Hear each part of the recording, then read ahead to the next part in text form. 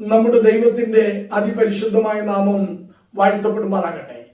കർത്തൃദിന ധ്യാന ചിന്തയിലേക്ക് സ്വാഗതം.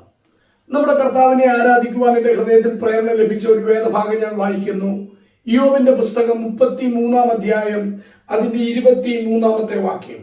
മനുഷ്യനോട് അവന്റെ ധർമ്മം അറിയിക്കേണ്ടതിന് 1000-ൽ മധ്യസ്ഥനായ ഒരു ദൂതൻ അവന് വേണ്ടി ഉണ്ടെന്ന് വരികിൽ അവൻ അവനിൽ കൃപ വിചാരിച്ച് കുഴിയിൽ ഇറങ്ങാതെ വണ്ണം ഇവനെ രക്ഷിക്കണമേ, ഞാനൊരു മറുവില കണ്ടിരിക്കുന്നു എന്ന് പറയും. ഈ വേദഭാഗം 30 വരെയുള്ള വാക്യങ്ങൾ കൂടെ വായിക്കട്ടെ. 25-ാം വാക്യം.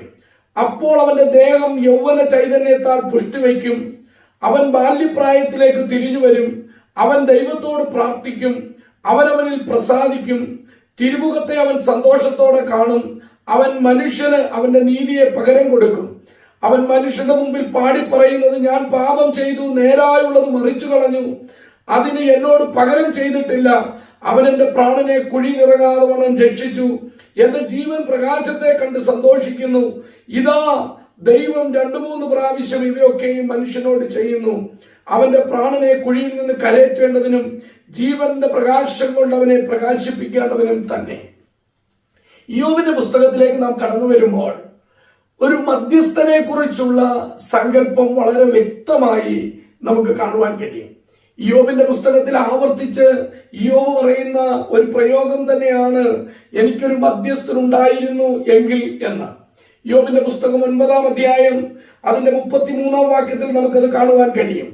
അവിടെ നാം വായിക്കുന്നത് ഇങ്ങനെയാണ്, ഞങ്ങളെ ഇരുവരെയും പറഞ്ഞു നിർത്തേണ്ടതിന് ഞങ്ങളുടെ നടുവിൽ ഒരു മധ്യസ്ഥനുമില്ല. അപ്പോൾ ദൈവത്തിനും ഇയ്യോബിനും നടുവിൽ ഒരു മധ്യസ്ഥൻ ഉണ്ടായിരുന്നെങ്കിൽ നന്നായിരുന്നു എന്ന് ഇയ്യോബ് പറയുന്നുണ്ട്. അവിടെ നാം വായിക്കുന്നത് 32-ാം വാക്യത്തിൽ, ഞാൻ അവനോട് പ്രതിവേദിക്കേണ്ടതിന് ഞങ്ങൾ ഒരുമിച്ച് ന്യായവിസ്താരത്തിന് ചെല്ലേണ്ടതിനും അവൻ എന്നെ പോലെ മനുഷ്യനും അല്ലല്ലോ. അപ്പോൾ മനുഷ്യനല്ല ദൈവം, എന്നാൽ മനുഷ്യനായ ഇയ്യോബിനും ദൈവത്തിനും നടുവിൽ ഒരു മധ്യസ്ഥനെ ഇയ്യോബ് തിരയുന്നുണ്ട്. എന്നാൽ അങ്ങനെയുള്ള ഒരു മധ്യസ്ഥനുണ്ട്. ആ മധ്യസ്ഥനെ കുറിച്ച് ഇയ്യോബിന്റെ പുസ്തകത്തിൽ വീണ്ടും നമുക്ക് കാണുവാനായിട്ട് കഴിയും.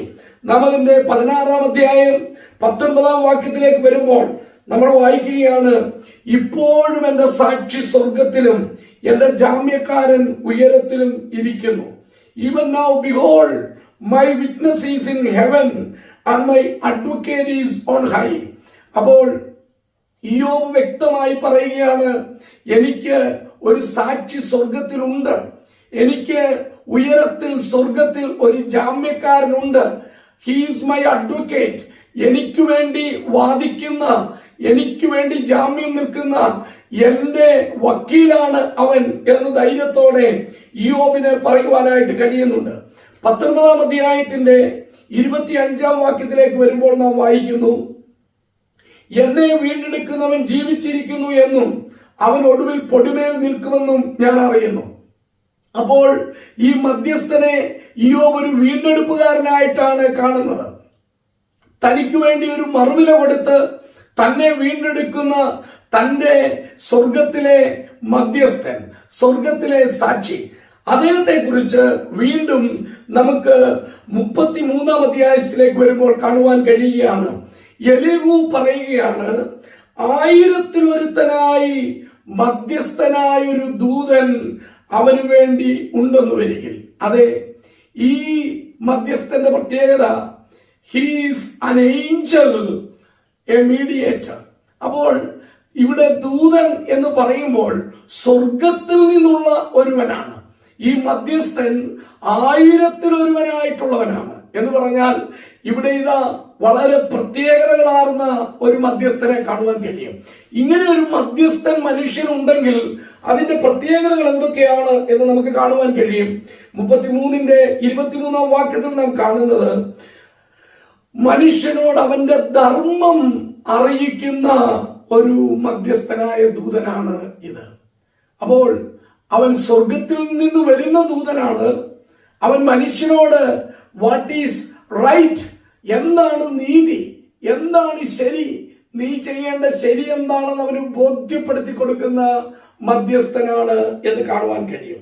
രണ്ടാമതായിട്ട് ആ മധ്യസ്ഥനെ കുറിച്ച് കാണുവാൻ കഴിയുന്നത് 24-ാം വാക്യത്തിലാണ്. അവൻ അവനിൽ കൃപ വിചാരിച്ച് കുഴിയിലിറങ്ങാതെ വണ്ണം ഇവനെ രക്ഷിക്കണമേ, ഞാനൊരു മറുവില കണ്ടിരിക്കുന്നു എന്ന് പറയും. അപ്പോൾ രണ്ടാമതായിട്ട് കാണുവാൻ കഴിയുന്നത് ഈ മധ്യസ്ഥന് ഈ മനുഷ്യനോട് കൃപ തോന്നുന്നവനാണ്. നമ്മുടെ കർത്താവായ യേശു ക്രിസ്തു എന്ന മധ്യസ്ഥനെ കുറിച്ച് നമുക്കറിയാം. സ്വർഗത്തിൽ നിന്ന് ഇറങ്ങി വന്ന മധ്യസ്ഥനാണ് അവൻ. നമ്മളോട് കൃപ തോന്നിയിട്ടാണ് അവൻ സ്വർഗത്തിൽ നിന്ന് ദരിദ്രരായ നമ്മളെ തേടി വന്നത്, നമ്മെ അവനെ പോലെ സമ്പന്നരാക്കുവാൻ വേണ്ടി ഇറങ്ങി വന്നത്. പിന്നെയും നമ്മൾ അവിടെ കാണുന്നത് മൂന്നാമതായിട്ട് കുഴിയിൽ ഇറങ്ങാതെ വണ്ണം മറുവില കൊടുക്കുന്ന ഒരുവനാണ് അവൻ. കാരണം അവൻ പറയുകയാണ്, ഈ മധ്യസ്ഥൻ പറയുകയാണ്, ഈ മനുഷ്യൻ കുഴിയിൽ ഇറങ്ങാതെ വണ്ണം അവനു വേണ്ടി ഞാനൊരു മറുവില കണ്ടെത്തിയിരിക്കുന്നു. അപ്പോൾ he is able to pay the ransom. അതേ, മറുവില കൊടുക്കുവാൻ പ്രാപ്തനായ ഒരു മധ്യസ്ഥനാണ് ഈ മധ്യസ്ഥനെന്ന് നമുക്ക് ഇവിടെ നിന്നും കാണുവാനായിട്ട് കഴിയും. പിന്നെയും നമ്മൾ കാണുന്നത് മരണത്തിൽ നിന്ന് അവനെ രക്ഷിക്കുന്നവനാണ് ഈ മധ്യസ്ഥൻ എന്ന് നമുക്ക് കാണുവാൻ കഴിയും. അവിടെ നമ്മൾ വായിക്കുന്നത് ഇങ്ങനെയാണ്, 25-ാം വാക്യം, അപ്പോൾ അവന്റെ ദേഹം യൗവന ചൈതന്യത്താൽ പുഷ്ടിവെക്കും, അവൻ ബാല്യപ്രായത്തിലേക്ക് തിരിഞ്ഞു വരും. അപ്പോൾ എന്താണത് കാണിക്കുന്നത്? ഈ മനുഷ്യൻ അവൻ കുഴിയിറങ്ങി പോകാതെ, മരിച്ചു പോകാതെ, ഹി ഈസ് റിവൈവ്ഡ് അഗൈൻ, അവൻ ജീവൻ തിരികെ ലഭിച്ചവനായി, അവൻ ജീവനുള്ളവനായിട്ട് തീരുകയാണ്. നിങ്ങളും ഞാനും മരിച്ചവരായിരുന്നു. യേശു ക്രിസ്തു നമുക്ക് വേണ്ടി ഭൂമിയിലേക്ക് ഇറങ്ങി വന്ന്, ദൈവത്തിന്റെ അടുക്കൽ നിന്ന് ഇറങ്ങി വന്ന നമ്മുടെ മധ്യസ്ഥൻ നമുക്ക് ജീവൻ പകർന്നവനാണ്. അവൻ നമ്മളെ ജീവൻ നൽകി വീണ്ടെടുത്തു എന്ന് നമുക്ക് കാണുവാനായിട്ട് കഴിയും. അതുകൊണ്ടുണ്ടായ ഫലം എന്താണ് എന്ന് നാം കാണുകയാണ്. 26-ാം വാക്യത്തിലേക്ക് വരുമ്പോൾ നമുക്കത് കാണുവാനായിട്ട് കഴിയും. അപ്പോൾ 26-ാം വാക്യത്തിൽ പറയുകയാണ്, അവൻ ദൈവത്തോട് പ്രാർത്ഥിക്കും. അപ്പോൾ കുഴിയിൽ ഇറങ്ങിപ്പോകേണ്ട, നരകത്തിലേക്ക് നിബന്ധിക്കേണ്ട മനുഷ്യൻ, he's restored with a new relationship, ഒരു പുതിയ ബന്ധത്തോടെ അവൻ ദൈവത്തിന്റെ മകൻ എന്നുള്ള നഷ്ടപ്പെട്ടു പോയ അവന്റെ ബന്ധം ഇപ്പോൾ പുതുക്കി ലഭിച്ചിരിക്കുകയാണ്. അതുകൊണ്ട് അവിടെ നാം കാണുന്നത് അവൻ ദൈവത്തോട് പ്രാർത്ഥിക്കും. പിന്നെ അടുത്തായിട്ട് നാം കാണുകയാണ് ദൈവം അവനിൽ പ്രസാദിക്കും എന്ന്. അപ്പോൾ ആറാമതായിട്ട് ദൈവം അവനോട് പ്രസാദമുള്ളവനായി തീർന്നു. അപ്പോൾ ദൈവത്തിന്റെ മകനായി ഈ മനുഷ്യൻ തീർന്നു എന്നുള്ളത് കൊണ്ടാണ് ദൈവം അവനിൽ പ്രസാദിക്കുന്നത് എന്ന് നാം കാണുന്നു. അടുത്തായിട്ട് അവിടെ കാണുന്ന 26-ാം വാക്യം, തിരുമുഖത്തെ അവൻ സന്തോഷത്തോടെ കാണും. അപ്പോൾ ദൈവത്തെ അഭിമുഖീകരിക്കുന്നതിന് ഇനി അവന് ഭയമില്ല. ദൈവം അവന്റെ പിതാവാണ്, അവൻ നീതീകരിക്കപ്പെട്ടവനായി തീർന്നു എന്നുള്ളതാണ് കാരണം. പിന്നീട് നമ്മളോട് വായിക്കുന്നു, അവൻ മനുഷ്യൻ അവന്റെ നീതിയെ പകരം കൊടുക്കും. അപ്പോൾ he may restore his righteousness to man. അപ്പോൾ ഒരിക്കൽ നീതി കെട്ടവരായിരുന്നു, നീതി കെട്ടവരായ നമുക്ക് നീതിമാന്റെ മുമ്പിൽ നിൽക്കുവാൻ കഴിയില്ലായിരുന്നു. ഇപ്പോൾ നീതിമാനായ ദൈവം യേശു ക്രിസ്തു മുഖാന്തരം നമ്മെ നീതീകരിച്ചിട്ട് നമുക്ക് നീതി തന്നിരിക്കുകയാണ്. ക്രിസ്തുവിന്റെ നീതി നമ്മുടെ നീതിയായി കണക്കിട്ടു. അതുകൊണ്ട് നമ്മൾ നീതിമാന്മാരായി തീർന്നു എന്ന് നാം കാണുന്നു. പിന്നെ 9-ാമതായിട്ട് നമ്മൾ കാണുകയാണ് 27-ാം വാക്യം, അവൻ മനുഷ്യരുടെ മുമ്പിൽ പാടി പറയുന്നത്, ഞാൻ പാപം ചെയ്തു, നേരായുള്ളത് മറിച്ചു കളഞ്ഞു, അതിനെന്നോട് പകരം ചെയ്തിട്ട് ഇല്ല.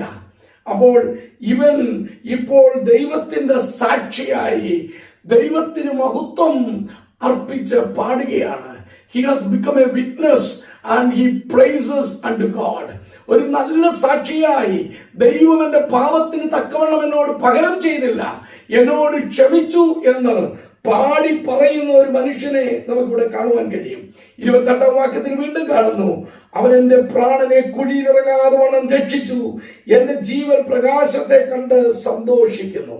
അപ്പോൾ ഇവിടെ നമുക്ക് കാണുവാൻ കഴിയുന്നത് he has a hope of the future. അവന് ഭാവിയെ കുറിച്ചൊരു പ്രത്യാശയുണ്ട്. അത് വീണ്ടും 30-ാം വാക്യത്തിൽ കാണുന്നു, അവന്റെ പ്രാണനെ കുഴിയിൽ നിന്ന് കരയേറ്റേണ്ടതിനും ജീവന്റെ പ്രകാശം കൊണ്ട് അവനെ പ്രകാശിപ്പിക്കേണ്ടതിനും തന്നെ. അതേ, മരണക്കുഴിയിൽ നിന്ന്, പാതാളത്തിന്റെ പിടിയിൽ നിന്ന്, നിത്യ നരകത്തിൽ നിന്ന് നമ്മളെ വീണ്ടെടുക്കുവാനായിട്ട് സ്വർഗത്തിൽ നിന്ന് ഇറങ്ങി വന്ന ദൈവത്തിന്റെ ദൂതനായ the messenger messenger of God, ദൈവത്തിന്റെ സന്ദേശവാഹകനായ മധ്യസ്ഥൻ, the mediator who was the messenger of the Lord, അത് മറ്റാരുമല്ല, നമ്മുടെ കർത്താവായ യേശു ക്രിസ്തുവാണ്. ഇവിടെ വീണ്ടും വീണ്ടും നാം വായിക്കുന്ന ഒരു പദമാണ്, അവനെ കുഴിയിൽ നിന്ന് വീണ്ടെടുത്തു, അവന്റെ പ്രാണനെ കുഴിയിൽ നിന്ന് കരയറ്റി, അവന് സന്തോഷം നൽകി. അതേ പ്രിയപ്പെട്ടവരെ, നിങ്ങളെയും എന്നെയും കർത്താവായ യേശു ക്രിസ്തു സ്വർഗമഹിമ വിട്ട് ഈ ഭൂമിയിലേക്ക് ഇറങ്ങി വന്ന് നമ്മുടെ പാപം തന്റെ മേൽ വഹിച്ച് നമുക്ക് പകരമായി ക്രൂശിൽ മരിച്ച് ഒരുക്കിയ രക്ഷ മുഖാന്തരം ദൈവം പ്രസാദിക്കുന്ന ദൈവത്തിന്റെ മക്കളാക്കി അവൻ തീർത്തു. നമ്മളെ അവൻ നീതീകരിച്ചു. ഈ മധ്യസ്ഥൻ നിമിത്തം ഇന്ന് നമുക്ക് സന്തോഷത്തോടെ ദൈവത്തെ അഭിമുഖീകരിക്കാം. നമുക്കവനെ പിതാവേ എന്ന് വിളിക്കാം. നമുക്കവനെ സന്തോഷത്തോടെ ആരാധിക്കാം. കാരണം ദൈവം പ്രസാദിക്കുന്ന യാഗമർപ്പിക്കുവാൻ തക്കവണ്ണം ദൈവം നമ്മളെ യോഗ്യരാക്കി തീർത്തു. അതെ, സ്വർഗത്തിൽ നിന്നിറങ്ങി വന്ന ഏക മധ്യസ്ഥൻ, നമ്മുടെ മധ്യസ്ഥൻ, സ്വർഗത്തിൽ നിന്നിറങ്ങി വന്ന ദൈവത്തിന്റെ മെസ്സഞ്ചർ, ദൈവത്തിന്റെ ദൂതൻ, ദൈവം അയച്ച കർത്താവിന്റെ ദൂതൻ, ദൈവത്തിന്റെ പുത്രൻ, നിങ്ങളുടെയും എന്റെയും മശിഹ, നമ്മുടെ രക്ഷകനും കർത്താവുമായ യേശു ക്രിസ്തു നിങ്ങൾക്കും എനിക്കും പകരമായി ക്രൂശിൽ മരിച്ച് ഈ രക്ഷയൊരുക്കിയ, നമുക്ക് വേണ്ടി മറുവിലയായി തീർന്ന നമ്മുടെ മധ്യസ്ഥനെ നമുക്ക് ഓർക്കാം. അവനെ ദൈവസ്ഥലത്തിൽ ഏറ്റവും ഉയർത്തി നമുക്ക് സകല മഹത്വവും സ്തുതിയും സ്തോത്രവും പിതാവിന് അർപ്പിക്കാം. ഒരു വാക്ക് സ്തോത്രം ചെയ്യാം. പരിശുദ്ധനായ ഞങ്ങളുടെ ദൈവമേ, സർവശക്തനായ ഞങ്ങളുടെ സ്വർഗസ്ഥ പിതാവേ, അങ്ങയുടെ അടുക്കൽ നിന്ന് അങ്ങയുടെ പുത്രനെ ഞങ്ങളെ രക്ഷിക്കുവാൻ വേണ്ടി അയച്ച് ഞങ്ങൾക്ക് ഈ സന്തോഷം നൽകിയതിനായി, അങ്ങയെ ആരാധിപ്പാൻ പ്രാപ്തരാക്കിയതിനായി, ഞങ്ങളെ രക്ഷിച്ച് ഞങ്ങളുടെ മക്കളും ആശുകളുമാക്കി തീർത്തതിനായി നന്ദി നിറഞ്ഞ ഹൃദയത്തോടെ ഞങ്ങൾ അങ്ങയെ സ്തുതിക്കുന്നു. സകല മഹത്വവും ഞങ്ങൾ അങ്ങേക്ക് തരുന്നു. ഞങ്ങളുടെ കർത്താവും രക്ഷിതാവുമായ യേശു ക്രിസ്തുവിന്റെ വിലയേറിയ നാമത്തിൽ തന്നെ. ആമേൻ.